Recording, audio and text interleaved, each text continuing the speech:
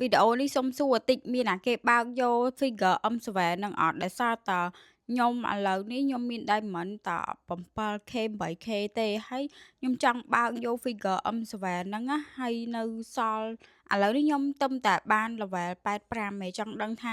យើងចាយអស់ប៉ុន្មានពេជ្រទៀតដើម្បីបានអា Figure ហ្នឹងណាដោយសារតែខ្ញុំចង់យក Diamond ខ្ញុំហ្នឹងទៅបើក skin ផ្សេងខ្លះប៉ុន្តែខ្ញុំខ្លាចស្ទើរអា M7 ហ្នឹងណាព្រោះអីតាមមកនេះ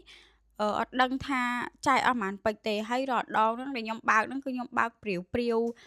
ដែរហ្នឹងអត់ដឹងថាត្រូវចាយអស់ប៉ុន្មានទេនេះបើថាវាចាយអស់តិចមិនម៉ាយើងសេរី Diamond ហ្នឹងទៅទិញ skin ផ្សេងខ្លះដោយសារតែខ្ញុំចង់បើកទាំង Event Collector នេះដោយសារខ្ញុំអត់បានបើក Lapu លើកមុនហ៎អញ្ចឹងបើមានណាគេដែលបើកដល់ level 150ហើយជួយប្រាប់ខ្ញុំវិញផងស្រួលខ្ញុំបែងចែក Diamond អញ្ចឹងណា KL ទាំងមូលដែរប៉ុន្តែចាយ Diamond រិះថាមសាហាវមួយថ្ងៃ